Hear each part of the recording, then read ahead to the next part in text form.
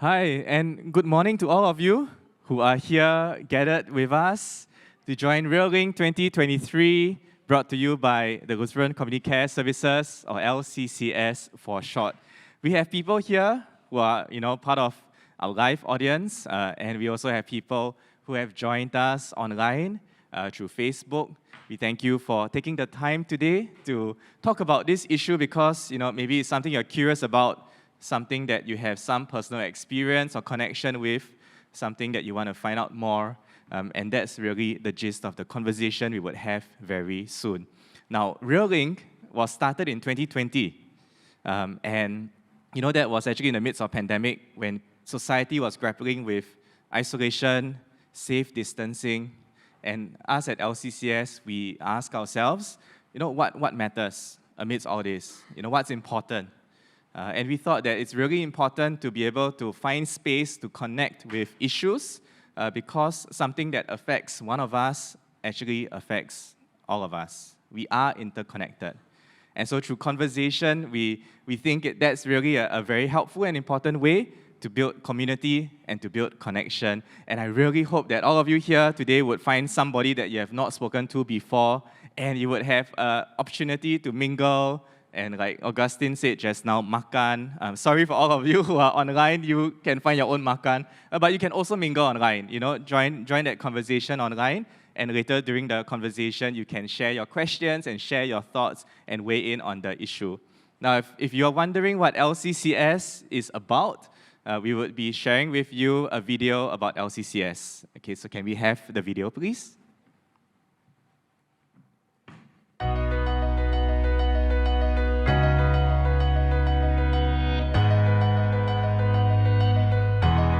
Lutheran Community Care Services was established in 2002. In LCCS, we believe that relationships matter. We work with and through relationships to build connectedness to experience shared humanity. Our vision is for all individuals to be engaged to build and sustain healthy relationships through focusing on our 4 key trusts. Hurt people as pain that is not transformed gets transmitted. To break the hurt cycle, we believe that it is important to address harm and to make things right with others and ourselves. At LCCS, we engage people in restorative conversations in safe spaces to feel heard. Through sharing their stories, people can make sense of their experiences and work towards building and sustaining healthy relationships.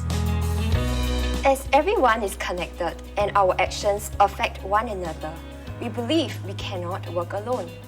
Through workshops and trainings that we facilitate, we aspire to equip as many individuals as we can with skills and knowledge to build relational capacity. We have been very privileged to be able to create learning experiences with various institutions, including schools, government agencies, and practitioners from social service sector to impact change.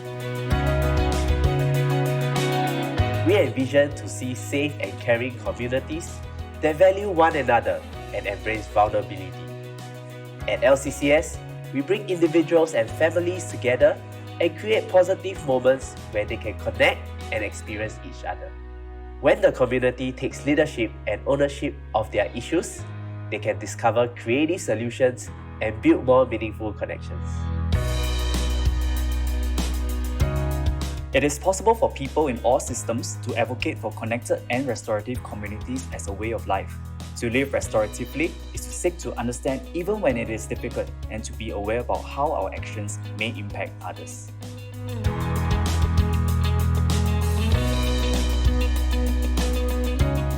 Everyone has different life stories that sprung from their families. Be it sweet, be it bitter. To us, relationships matter. We invite you to journey with us to discover why relationships matter.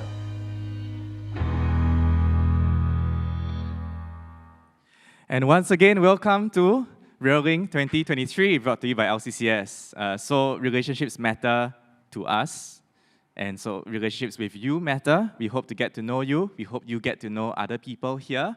And really, I think that's a lot of our conversation later would be about the relationships that our speakers would be sharing, as well as their experiences and their thoughts about this issue. Well, how many of you here know someone who has experienced family violence? Show of hands, or if you are online, can you just put a thumbs up? I see quite a few of you, maybe like half the audience here. I'm not sure for those of you who are online. How many of you here actually know of a man who experiences family violence? And that's far lesser than what we have had just now. Well, I hope that by the end of today, I guess we will all know someone, because we actually do have someone who has experienced that to share his lived experience with us, and that's Dairen, and you will hear from Dairen shortly. Today's topic is manhood too, and we would be talking about how issues of violence, family violence, or we call it intimate partner violence, affects men as much as it affects other people. And today's theme is, the theme for the whole REALink season actually is ordinary people doing the extraordinary. Because who are the ordinary people? And that's you and me. And so, by you being here, and by you being a part of this conversation, and by you sharing this conversation with others, we hope that this topic would gain more traction, and we would all be able to figure out what you and I can do to help people who have been affected. And so, without further ado, I would really like to introduce to you and invite our moderator, Augustine. He is a former senior TV journalist and radio broadcaster, a very good friend of LCCS, and who has helped us over the years facilitate so many authentic and heartfelt conversations. Thank you, Augustine. We also have with us Bryan, CEO from Center for Fathering, and if you see the car decal, that's for life, and also Moms for Life, they have updated it. They didn't forget the mothers. That's Bryan from Center for Fathering, and of course with us today is Dairen. Thank you so much for being here to share with us your experience and also to speak from your heart. So with that, let's encourage them, please, by giving them a round of applause. Thank you so much, and over to you, Augustine. Thank you. Thank you. And so once again, So once again, thank you so much for joining us in person. This is the first session, the first of a four-part special. It's called the REALink Conversation Series. Some of you may be seeing it on the screen. I have a plasma in front of me, so I'm just going to echo what was just mentioned by our MC, Justin Wee, who is also the Executive Director for the Lutheran Community Care Services, otherwise simply known as LCCS. REALink Conversation Series, this is the 2023 series, and the theme for this year's conversations, ordinary people doing the extraordinary. And one of the important things we want to emphasize to our live audience here present today in the studio, and also to all our friends who are watching this online, that this is a safe space so that we can have an open and a candid conversation. A safe space not just for our panelists, but a safe space also for all of you present so that you can also air your concerns, pose your questions, and don't hesitate to make your questions tough. All of us will do our best to respond to it. Actually, it's not me. I'm going to pass it to the two gentlemen on stage. They will be the ones trying to answer the questions. And then the one thing that I have to do is keep track of time. So it's a 50-minute conversation with Q&A. And for those of you who are participating, you can punch in your questions, and it will be reflected on the plasma screens in front of us, and possibly also on the big screen behind us on the stage. So we're going to try and involve as much as we can your participation online, and of course our live audience here. And at the end of this entire conversation, all of us will be here physically present for a little while longer to continue the conversation and get to know one another, and perhaps even exchange contacts and see how we can network and keep this thing going. It's the first of four topics. Today's topic, men hurt too, and it's both an honor and a privilege for me to moderate this session. I'm Augustine Antoine, your moderator. But I did a bit of research on this particular topic, and I'll share some of the research that I found online. It's important for us to know as much as possible. So today's session mainly is also about awareness, to create awareness. And then what we would like all of you to do, both you yourselves present here and online as well, is to make your own effort to find out more about the topic, to reflect on it, and the last part is action. So awareness, analysis, reflection, and action. It's a 4-stage approach that I use myself whenever I'm invited to moderate the session. The action part, we will leave it towards the end. But now I'm just going to kick off by inviting both our two friends on stage to introduce themselves. And this is me, I'm the timekeeper. So gentlemen, you each have approximately 2 minutes to do your initial downloading. So why don't we start on the other end with Bryan, and then we'll come to Dairen. Over to you. Well, thank you, Augustine. Good morning to everybody, both physically as well as those online. My name is Bryan Tan. I'm the Chief Executive of Center for Fathering and Dads for Life. We serve all dads and men in Singapore by inspiring them to be the best that they could be for their children, because we want to empower men to strengthen families in Singapore. I'm just glad to be here because this topic is it's multifaceted. Men hurt you, and I know my wonderful fellow panel, Dairen, is going to be sharing about things from the home front. So I thought I would just lend some thoughts about the other aspects of how men could be hurting, and possibly the kind of support that could be rendered by the rest of us in order to ensure that, there is support for everyone. Thank you. Over to you, Dairen. And hi, good morning, and my name is Dairen, and I guess looking by me, I guess it seems like I'm the one that actually kind of like abused my partner, by the way I look, but actually I think that's not the case. Anyway, I'm 47, and I was married for about 12, 13 years then, and so from what I believe, it's a lot of the non-physical violence part that happens to men always. And it's more of a verbal, emotional, that men always tend to keep silent about things like this. And it just goes on until, I call it a break point. And you just feel that you have enough. And then you just give up. Yeah. So that's something about me. Thank you. Thank you so much, gentlemen, for that initial opening. I went online, and so as I promised, I'm going to just share with you a very interesting blog that was written here. And you can search for yourselves, and you'll find some very legitimate, reputable articles and features written. 10 signs you're the husband of an abusive wife. I want to emphasize one thing very important in today's session. It's not to say that the other side of abuse, which is, as our panel have highlighted, is usually against a woman, the other side of a marriage. It's also very important.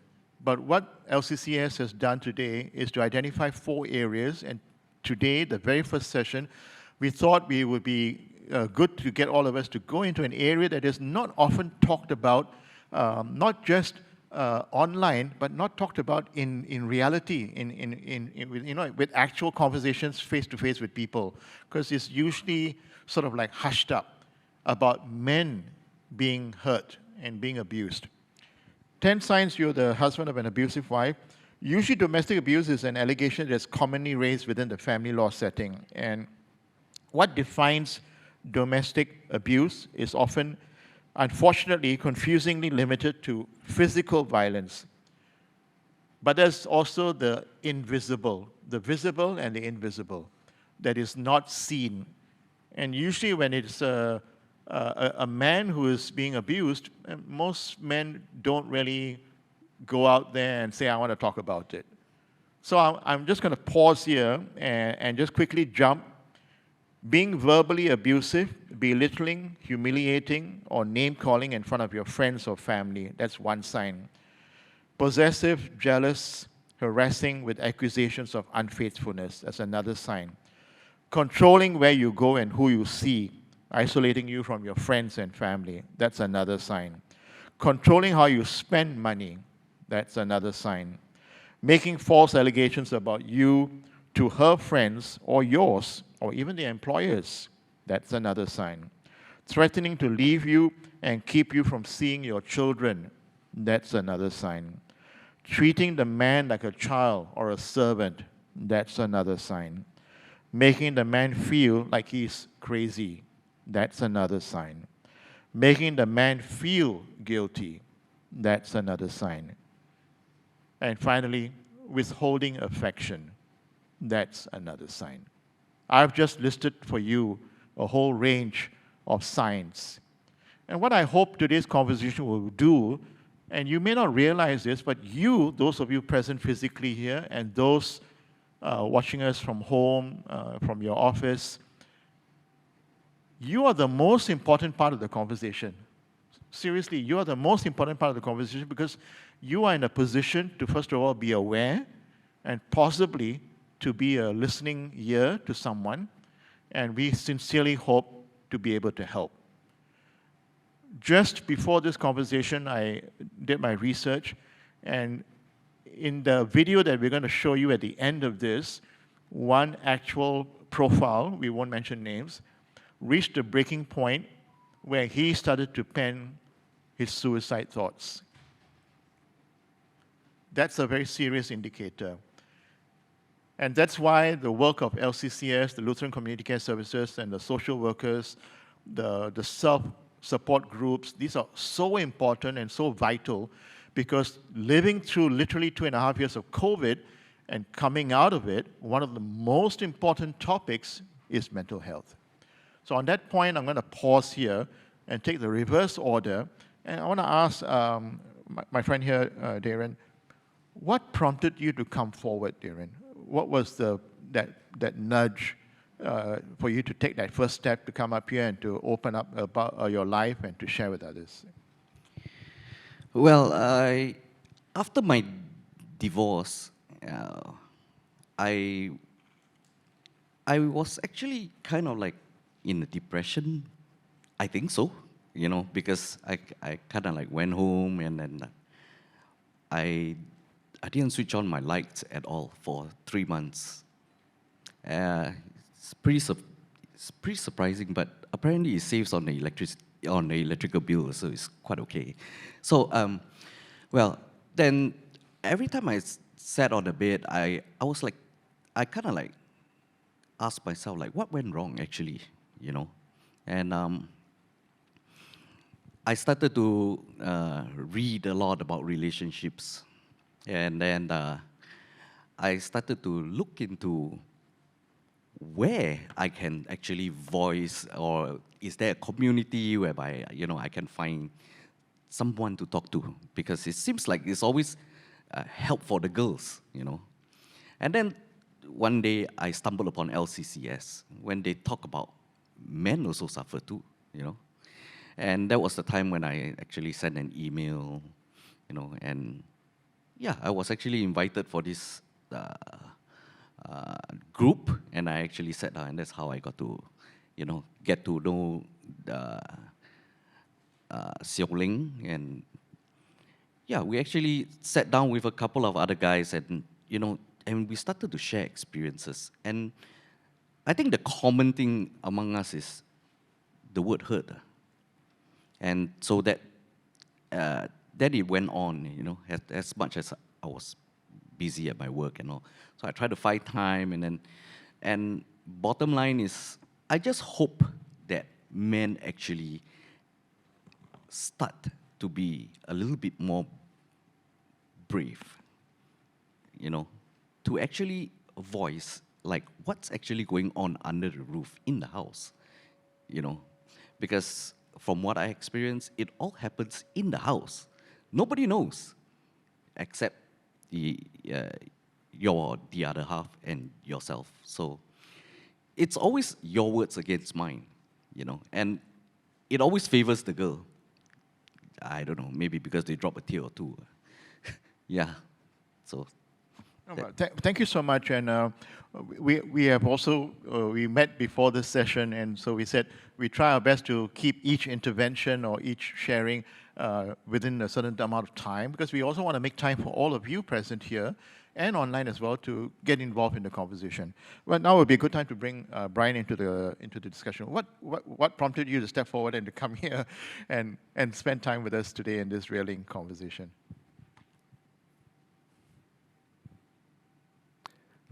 Yes, I'm just gathering my courage to share this part of me. I think one thing that I kind of share in common with Dairen is there was a period of my time when I was hurting a lot as a man, as a son, as a husband, and as a father. Even to the point that almost close to 10 years ago, I tried to take my own life because I couldn't find a way out of the circumstance that I found myself in. So, unlike Dairen, mine wasn't, the cause of it wasn't domestic violence or spousal abuse. It was more self-inflicted upon myself because I didn't know how to love myself. I didn't know how to care for myself. I kind of imposed quite a lot of expectations upon myself of how I should act in those roles that I highlighted earlier towards my wife, towards my kids. So at that point in time, I had a successful career. I was a hero out there at work in the community, but yet I was a zero at home. I didn't have a relationship with my wife. I didn't know how to be intimate with her. I struggled being a dad to my child then. At that point in time, I only had one child. Because I was so insecure as a man, I kind of struggled with that. And when I got promoted to be a husband and to be a father, I guess that became worse. And you can almost imagine the kind of pain I inflict on my wife and my children. And I couldn't share these hurts and these pains with anyone else. And it came to a point where I just got depressed. I felt guilt. I felt shame.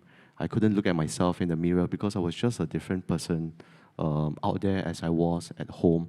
And I didn't want anybody to know the real me at home. And therefore, it came to a point where suicide seemed to be the only way out for me, unfortunately. So just to share some of the quick, just writing on Augustine's research points about, how science about how you detect if someone is having or experiencing domestic violence. What I live through and I see in research is also when a man starts pouring himself a lot into the task, into the work that he's doing, when there's a lack of joy in him, and when he starts to just distance himself from community and start going into my cave, my own hole at that point in time. And one thing that came out also was when I started to, just throw away all material possessions, things of that would seem to have sentimental value and all, like, awards, photos, mementos, trophies and such. All these things are getting thrown. That was almost me preparing to leave, right? So that I don't become a burden for my family when I do make that final departure. So these are some of the things that I know it's not found in many research, but yet in many of the men that I've got the chance to speak to in the last 7 years at That's for Life, that's what I found common in terms of the lived experiences and the shared reality that we have for those men who were attempting to take their own lives. Thanks. So the reverse order now, I'm going to start with Bryan and then come to Dairen. You hinted a little bit about it, but what I would like to draw out from both of you is, what was the trigger point for the change? I know you, and thank you for both of you for opening up and sharing about yourselves. I can only imagine it's a huge brave step forward. I mean, Dairen talked about switching off the lights, saving on the electricity bill. I suppose that's one side thing. But what was the trigger point? When was it that you made a decision, or what prompted that? To talk to someone, to seek help, for the lack of a better word? Okay, I guess in my case, I was fortunate. To me, at that point in time, when I started to, somehow I just had this, a few good men who started to just appear in my life and wanting to build a relationship with me, to walk alongside me. At the time, those wonderful guys were volunteers with Dads for Life. They started to just appear in my life, and then they started to just walk alongside and build a relationship, and got me to be trusting enough to start to share and to allow them into my life.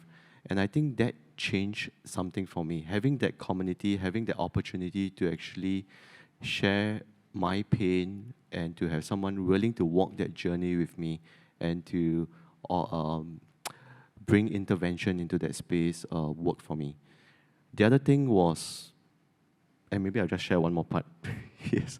One more thing that worked for me was, I think, it was my wife who never gave up on me. On hindsight, and I only discovered this much later, she was suffering for the first 7 years of our marriage. And during that period, she knew that I was just dead. There was no life in me, there was no joy. And I gave her many, many reasons to leave me, to take the kid and to move on. But yet she chose to stick with me. And my wife is a really religious person. She had a lot of faith. And what I what I knew was she prayed for 7 years for a good, godly man to walk alongside me and to not just mentor, but to disciple me and to support, provide that support. And they came. They came at a time when I was trying to attempt suicide. And for me, it was just having somebody safe who was willing to walk that journey with me that really got me out of the rut. Someone who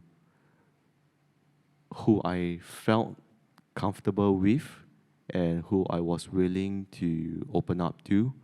And I was just glad that they made me take up some programs at the Center for Fathering at that point in time. And those sessions really helped in me getting reconnected with my children, getting myself reconnected with who I am, and to start being aware that there was a need to start loving myself and to look after myself.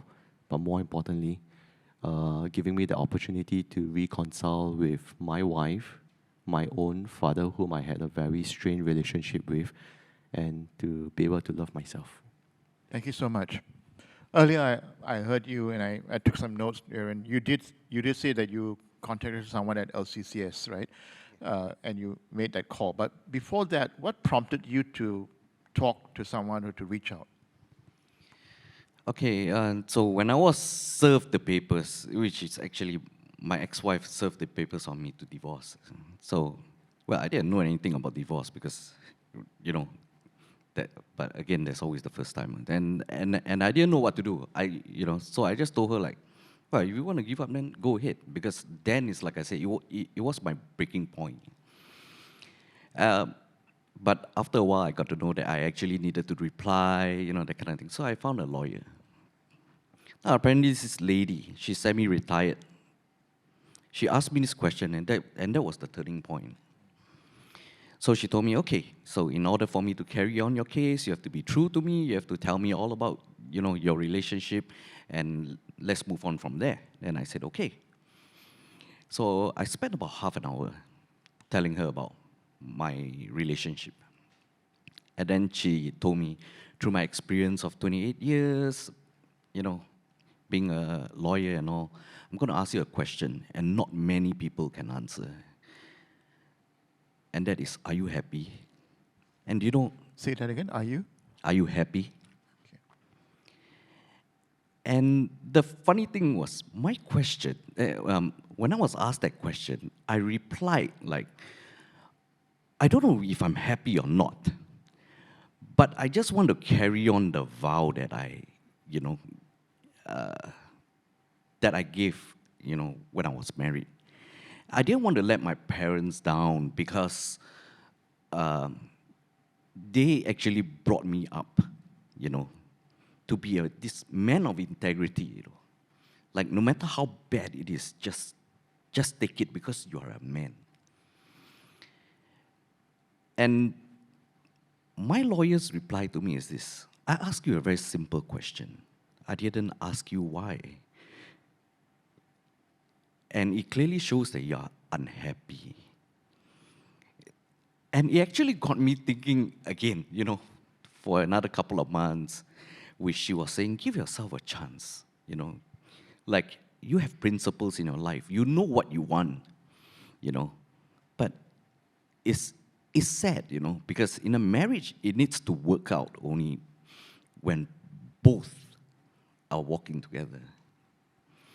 And that was the part that, that I got really, really interested about relationships. Like, why are some people happy? Some look to be happy, some pretend to be happy, and some are just genuinely happy. Like, what are they trying to achieve, So, but at the end of the day, I think the word is happiness.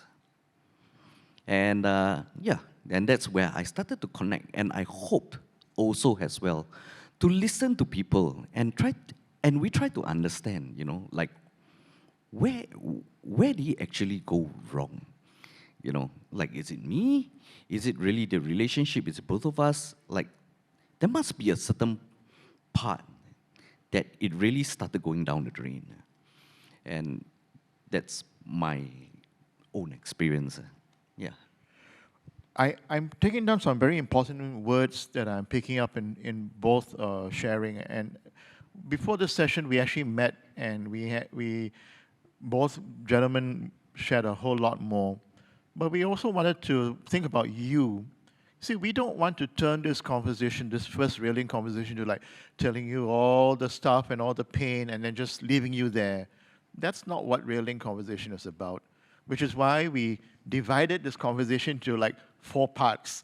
So of course, I told both gentlemen towards the end, get ready to think about what you want to leave with our friends here and our friends online, your parting thoughts. So don't forget, Bryan and Dairen, at the end, I'm going to invite you back. And so coming to all of you here, we're now, it's a nice pace. We're listening carefully. We're not going too fast, but we've already reached the halfway point. And I thought now is a good time to just kind of get a sense in the room. And I'm going to have a question for all of you, all right? How many of you here believe that no matter how painful it is, and this is targeted to the men here in the group, how many of you believe you should just stick it out and just continue to suffer in silence? Show of hands. I see one hand over there. All right, it matters to me as the moderator because one is one too many. The sad reality when I did the research on this also is that there are a lot of people who are suffering from loneliness. And you mentioned earlier about this, a few good men, right? And you talked about that call that you made, and then that was the first step. But before that, the lady who spoke to you and asked you that very pointed question, are you happy? But what about those who do not reach out, who do not come out of that darkness, who do not seek someone out there just to have a conversation, not so much to seek a solution, but right, to start a conversation. That's the worrying part. And I say this sincerely. I met the people at LCCS, and they're a wonderful group of people. I have great admiration for Justin and the team and the kind of work that they do. And I think this is the time where I just wanted to get my production team to flash the QR code, if you could, for our friends online. It's a genuine request to do the work that is really urgently needed, especially here in Singapore, to help these men who are hurting. you can do your part. So the QR code that is flashing, you can make your contribution and your donations to the Lutheran Community Care Services. And actually their office and their work is not too far from where we are meeting here today. And all around this studio floor, there's literature, there are pamphlets, and there are brochures, and of course, the staff are also present to respond to your questions, to whatever you may want to find out, and perhaps even to see whether you can help and whether you could provide some sort of support yourselves, right? So I'm going to leave it at that. It's a very soft, gentle nudge to get you to understand there's a lot of work outside that is ongoing. We call them the silent heroes, right? But coming back to our two friends, I want to take you to the next part of the conversation. What is your message to a man out there who may stumble on this video? That's the great thing about this session, because we are recording it and we're going to place it online. And who knows, someone might watch this 6 months from now, a year from now, just chance upon this video. What's your message to them, especially for those who are hurting? What do you want to say to them? Start with you, Dairen. Well, I think it's more of from what I experienced, again, it's more of learn how to pick up the red flags before you actually commit yourself, to actually walk through the journey after you get married, and you will naturally know what's the meaning of happiness, picking the right partner. And this takes a lot of conversation, and asking yourself, not to people, asking yourself, what actually do you want? So I think these are the message that I want to let men know, because genuinely, it's not about men do not need a female. They definitely need, but what is it that they need, They have to know. And I believe that many actually go in blindly and say, okay, I'm just going to get married, I'm going to have kids. I'll watch my kids grow up and then that's it. But no, life isn't like that, And from what I experience, it's like I say, it will come to a point you will just break down, because men don't talk to any other people. They don't seek help. And that's what men are, and especially in Asian men, is what I notice. Like, they don't even raise their hands to ask a question. And being me, actually today, I think I'm being pretty brave to actually sit here, because I don't even think that I would be on the floor, actually, but I'm actually pretty surprised. But I think because I genuinely think that I can help. If a guy is really in deep emotional trouble, I believe that through my experience, I can really help you. That's what I believe. Yeah. And the other reason is because of Augustine, right? You trust me. Yeah, I trust you. Yeah, we had a conversation, and I told both of them, I said, don't worry about coming for this conversation. Augustine will protect you. No, but it's true. I don't want to put too much into it, because I really want to hear and listen. So, Bryan, is that true? I mean, is this men? Is this an Asian thing? Is this a Singapore thing? I don't know. You work a lot with guys, with men. Well, I had the experience to work with 29 other overseas partners, engaging men from those nations, and I have to say that a lot of what Dairen has shared, it's probably a global thing. Most men feel this way. Most men want to be the provider, the protector, and all, and we don't often show emotions, especially in Asia. Sometimes we may not know how to communicate our emotions, or even to have that good conversation, even with our own, intimately with our own loved ones, especially our spouse.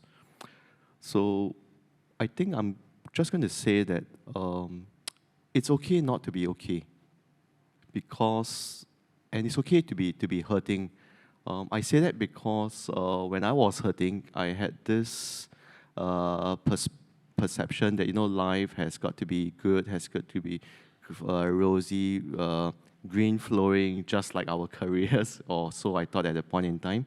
But yet we all know that when with relationships, with the reality of life, it ain't always the case. And how do we manage all the hiccups? How do we manage the unforeseen, undesirable circumstances that happen for us? And often guilt creeps in, shame creeps in.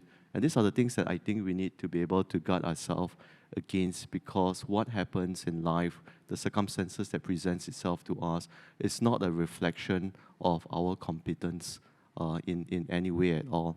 And that's something that we have to be mindful about. The other thing that I felt it's useful to know is that even when we're hurting, even when we do, it's okay to ask for support. In fact, I would say that it's important to have a community of support. We men especially, it's so easy for us, to come together to talk about everything under the sun. I mean, we don't talk a lot, but when we do come together, especially over a meal, over a drink, we talk about many things, but we don't talk about the state of ourselves. I mean, our health, mental health, emotional health. We don't talk about our families and all. And I think there is space for that. There is space for us to be able to be the integrated self, to talk about all of life and to share life with somebody. I'm just fortunate that I have a group of men today that I can actually share my deepest hurt, my concerns, my anxieties, and who would also hold, and I go to them not just for support, but also for accountability. And I just want to say that, for all men, for all fathers in Singapore, we do have a lot of wonderful people, networks here that provide such support, like LCCS, like Dads for Life, and all. And really on this journey of manhood and fatherhood, you will never really walk alone, especially in Singapore. Thank you. We've reached a halfway point, and so right now for my friends who are working behind the scenes in the production team, if there are any questions or comments coming in online, you have my permission to punch it up onto the screen. Oh, I see one now. I see it on the Plasma screen, Plasma TV. Is that a question or is that a video rolling? I'm not too sure. No? Yes, no? Okay, it's not a question, right? Okay. So then I have a question. A bit touchy, but I think if I know, based on the research that I've done also, needs to be asked. Spouse is not willing to change or unable to change. Stay in the relationship or leave. And that D word that most people try to avoid, which is divorce. What are your thoughts? Okay, there's this funny thing that I'm going to say. It sounds kind of weird, but honestly, humans, they don't change after a while. They only grow old. They don't change.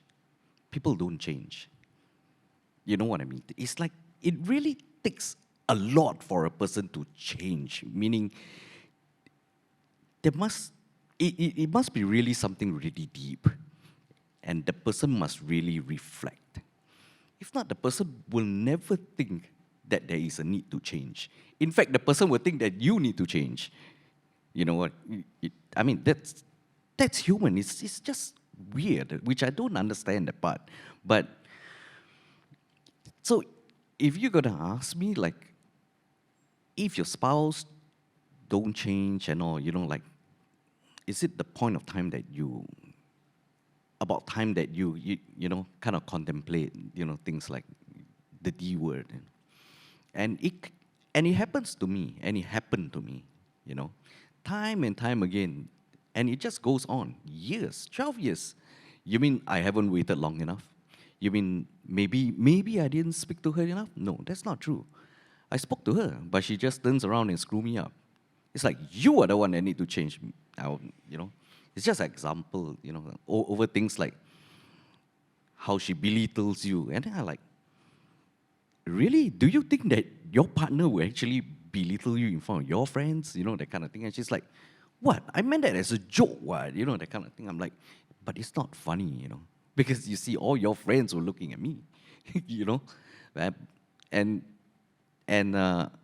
how I'm being introduced from the start. And these are like red flags that I'm talking about. Like when we were dating and all, and that is like year one, months. And she goes like, hi, to all the other friends, including other guys, and this is Dairen.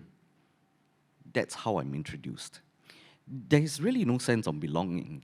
And that is a red flag. It's things like this. How are you going to stay on? Which I did. And I got married. And yeah, so you end up divorced. Thank you for that. It's important to listen carefully. And I mean this, listen carefully to what is being shared, because some of us, I mean, and also that's another good thing about this entire recording, because you can go back online and play back the whole recording to process what is being said here. But I picked up the point about men have feelings too. I know there was this very interesting film I saw years ago. It was the scene was in a hospital bed, and the parent was telling the child, you know, big boys don't cry. But then there was another friend who happened to visit while the dad was there, and his friend, also a guy, walked up to the boy and said, yeah, big boys don't cry, but big men do. And that line stayed in me, you know. I can't remember the name of the movie, but it was so interesting. But if someone is spotting the red flags, as you said, the pain continues, the hurt continues, and that contemplation of suicide, which we have heard openly on the sharing here, that's the big step, right? Your thoughts? You want to weigh in on this? I mean, a different perspective, perhaps?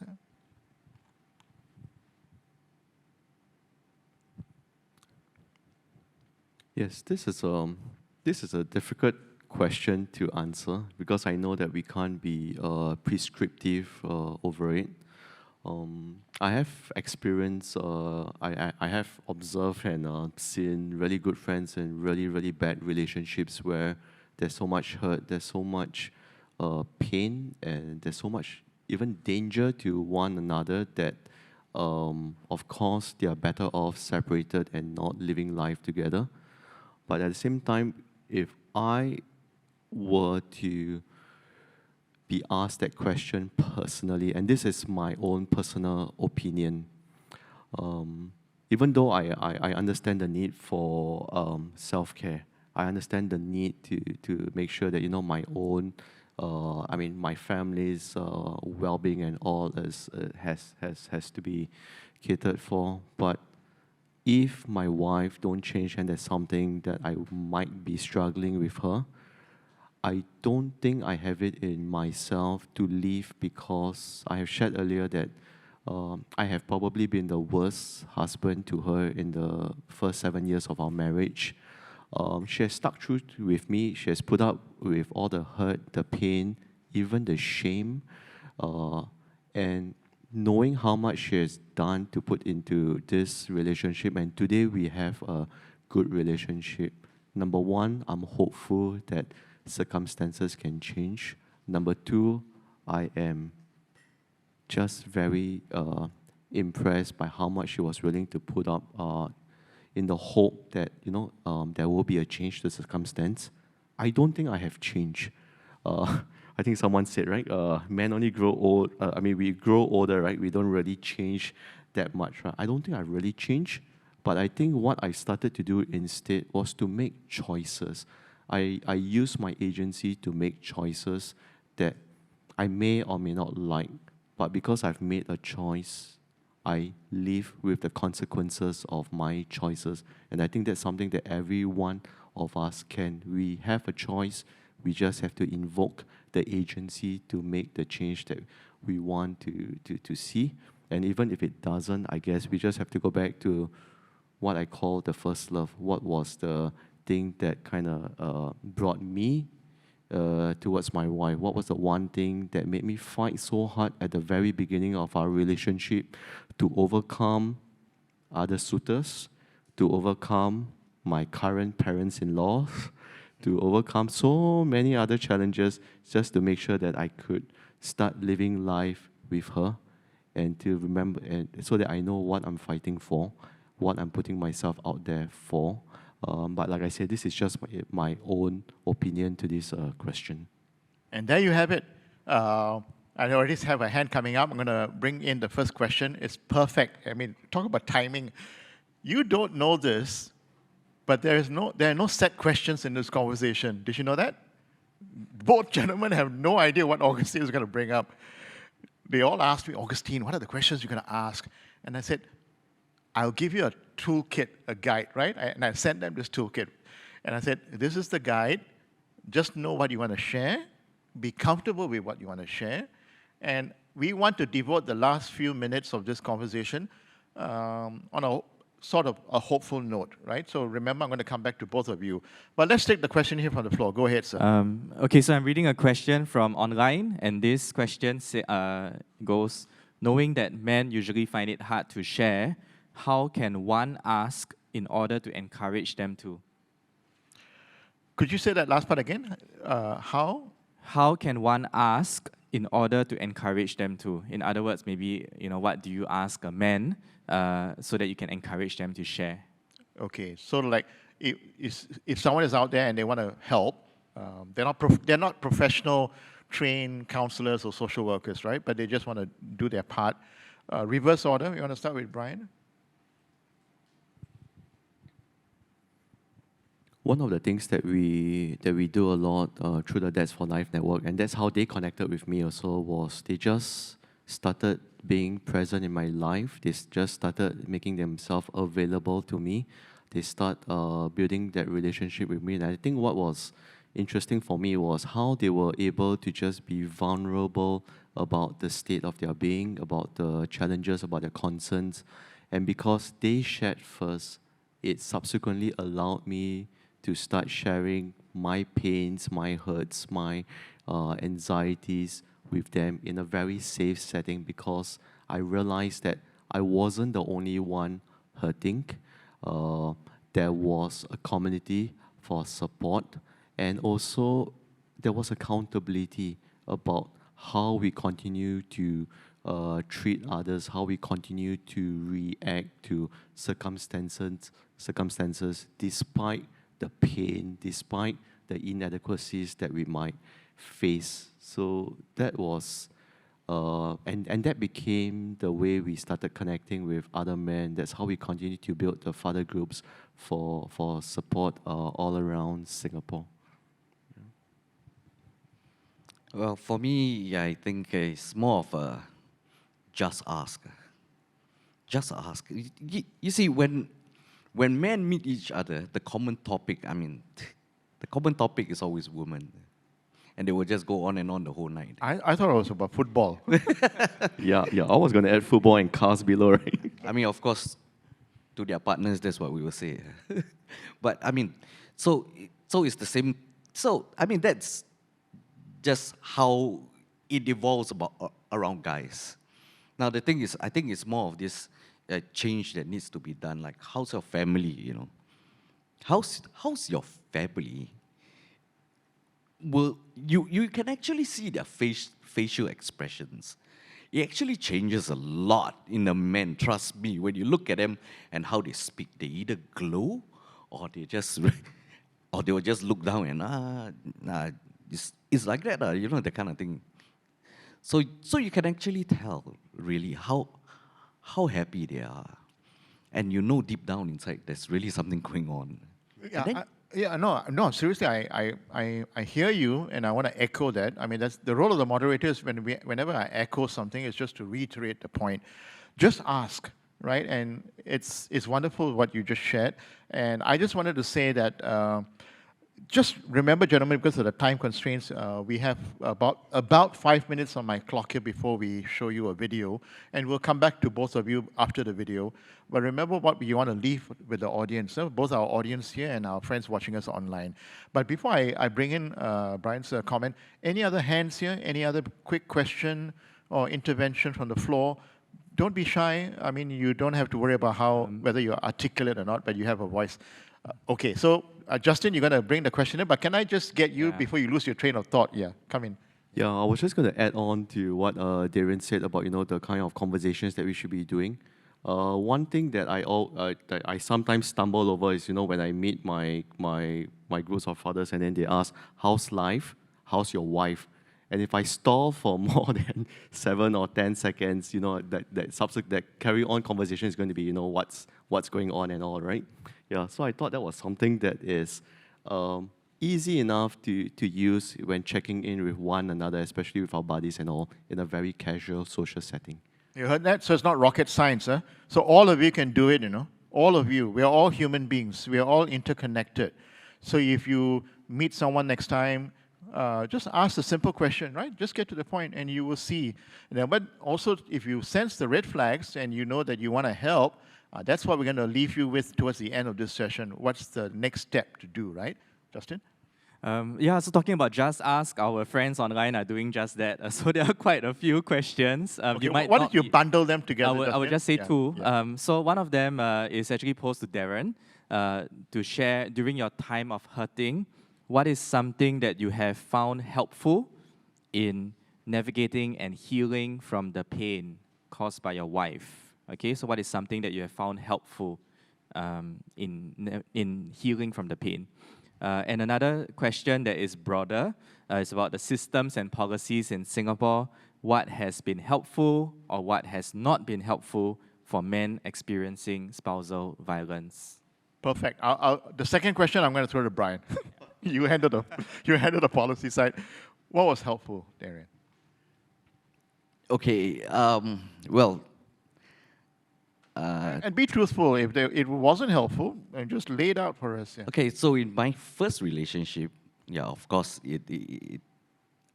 I was hurt by a girl, right? So that's where we ended up divorced.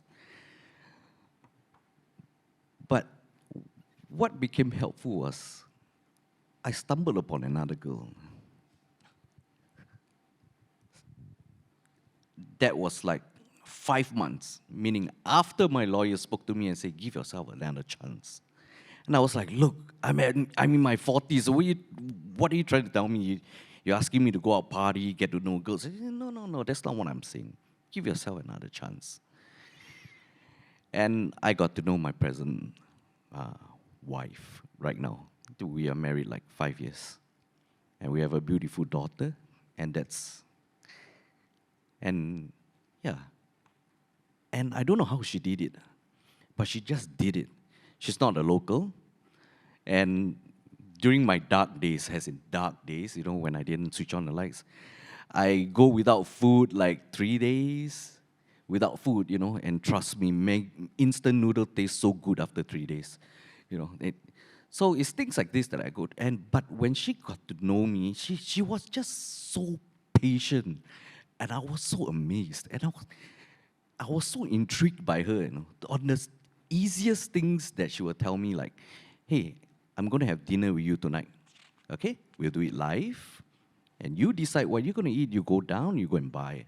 And things like that. And we started to do this. And I just got back my life just like that.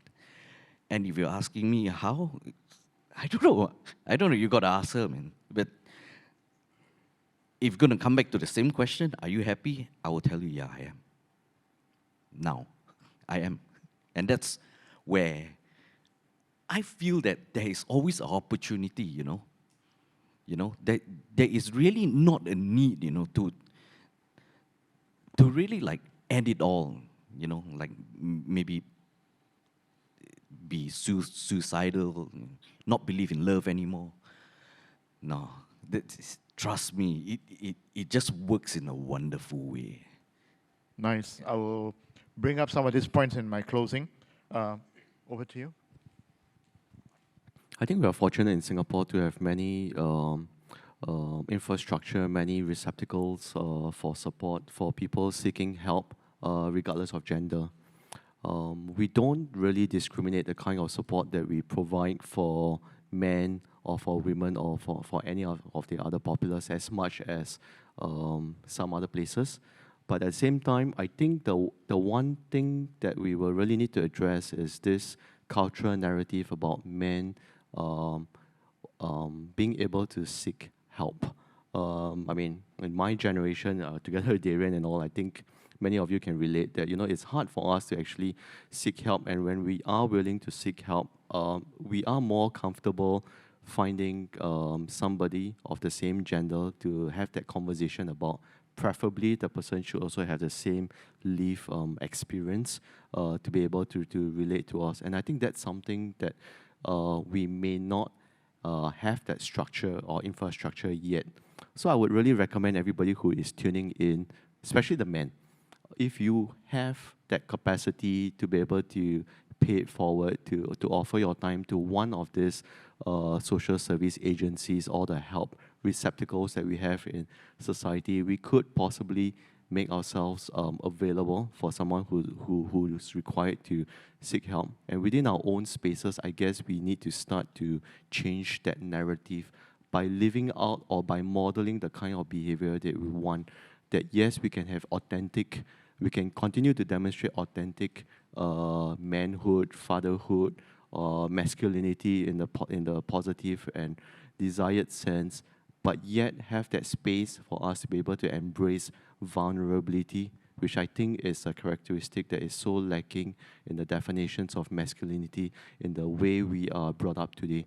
So there's many things that we can do, and especially for fathers, we get to impart all of this to our children, for who will be the parents of our grandchildren in time to come, right? So we are looking at 3 generations of impact and change that can happen starting from our own homes.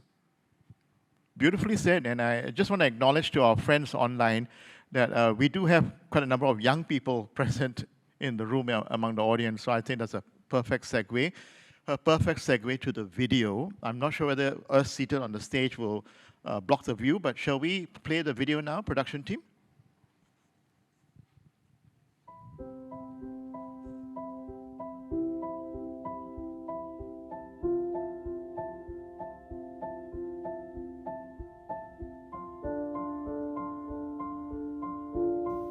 It has been liberating. I feel free and I feel safe expressing my thoughts and feelings without being judged. I can also relate to the experiences and the stories told by my fellow group mates. In this group, I believe that they listen and also believe in what I've told them.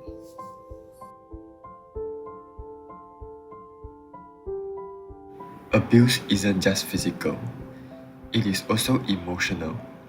And in fact, for me and probably many out there, that cuts deeper. So for the public, I just want to share this.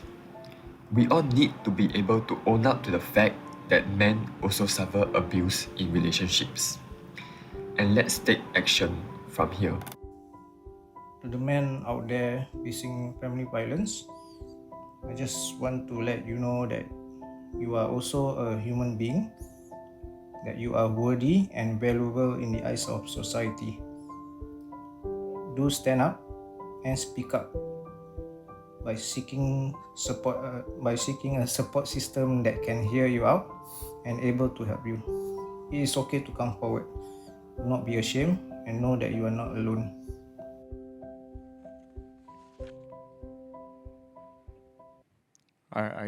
I'm sure the video, in a very interesting way. By the way, all 3 of us had a chance to watch the longer version of the video, but for today, to manage time, we edited it down, and that shorter version was shared with all of you.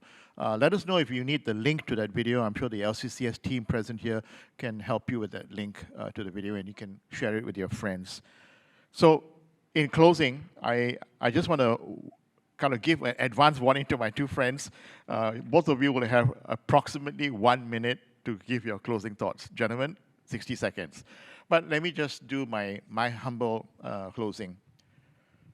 The first step is to be aware. The first step is to be aware, right? And when I was invited to moderate this session, I will share with you that as part of the research that I had to do, there was so much that I learned in the process So once again, thank you, Justin and the team, for this opportunity. My learning continues. Next, this is the hard part, seeing the red flags, but also knowing that you need to talk to someone, to seek help, to find a group of people who are willing to listen. Not so much solutions. It might take time, take months, but to find someone who's prepared to journey with you in that process. I would love to meet your lawyer friend who asked pointed questions, but perhaps it comes from the discipline coming from law, right on the spot. And in your case, a few good men. Give yourself a second chance. And in both cases, both men, they both gave each other and their partners a second chance. You need to believe in that. Do you believe in that? That's the question for you, that it is possible. You have the living evidence in front of you. Know that the support is out there. There is support. We can speak for what is present in Singapore, and we sincerely hope it's also present in the country that you are living in and where you are watching this program from. And in closing, you know that you need to take the first step. It pains me when someone does tell me that they're having thoughts to end it all, to end their life. It does. It pains me, especially when it comes from someone you know. And very often we find out too late. And we always say, I wish I was there. I wish I had asked that question. I wish I had, intervened earlier. So there's a lot we can do as just ordinary people in this global village that we live in. But I really love what both men shared, and I have a question for all of you here present and watching us online. How long do you want to continue living in darkness? How long?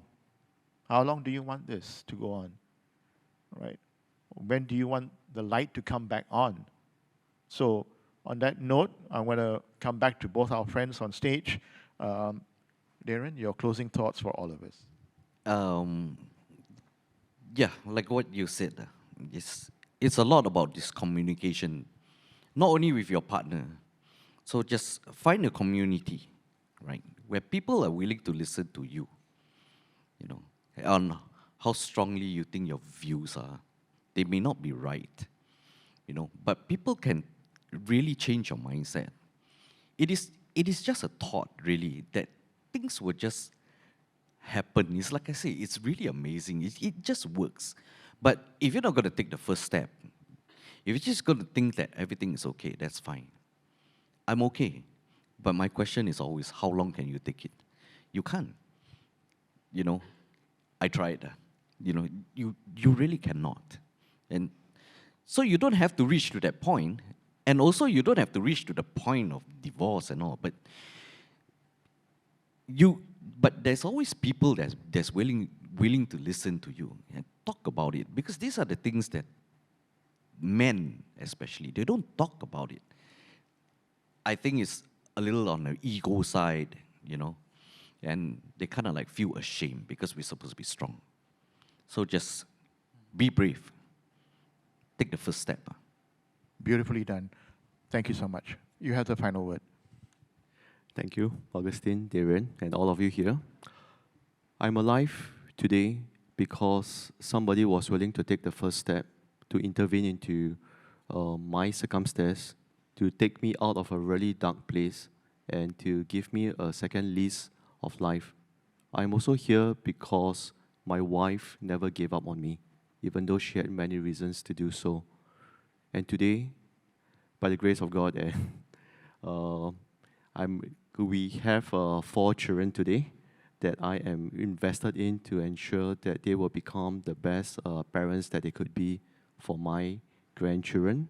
And for whatever space that any one of you might be in today, yes, take the first step, come forward, either seek help or render that help to somebody that you have an influence over, because you never know who the next, you might be helping the next person who's going to be here one day on this stage, sharing his or her journey with the rest of us to inspire us that there is hope and we can make a change.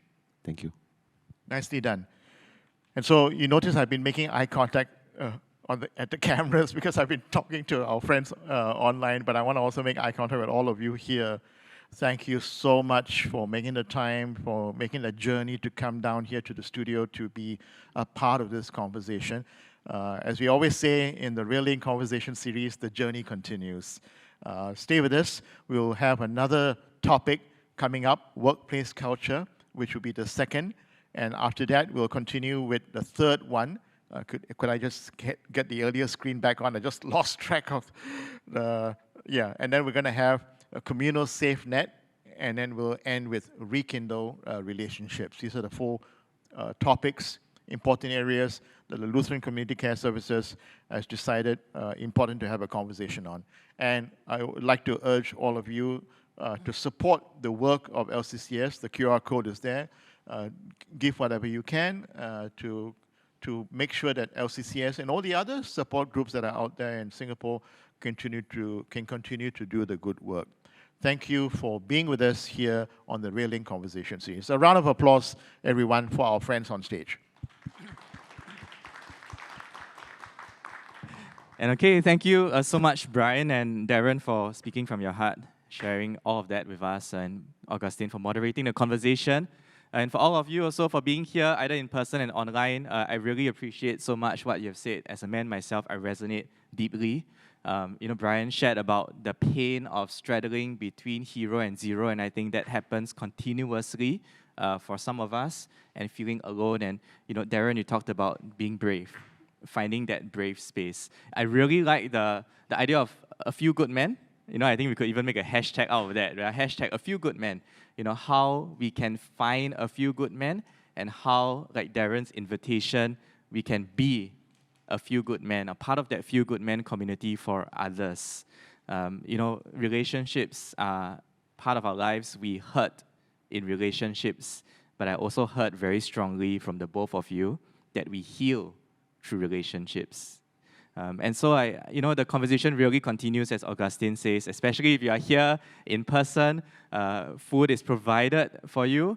If you're online and you're near, come and join us. We have enough for you. But just join us over food and join us to have conversation, join us to connect with one another. If you are online and you want to reach out to us, drop us a message on Facebook. You can call us or email us at LCCS as well.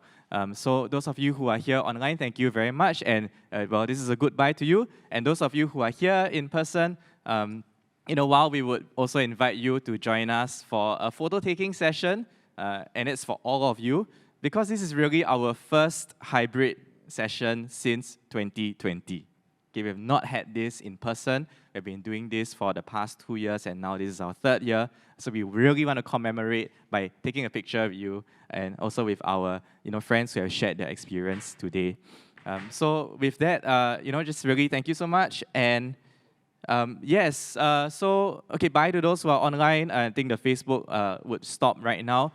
Also, just want to mention that it will be on LCCS's Facebook. And the wonderful thing about technology is you can easily click share, and you can share it with your friends either through your social media platform or even through WhatsApp. And sometimes that's also a way to invite people in a conversation. If you think that someone will resonate with this, say, hey, I was here, or I caught this on online. Just check it out. You never know when that would be helpful for somebody. Okay, so that's really wonderful.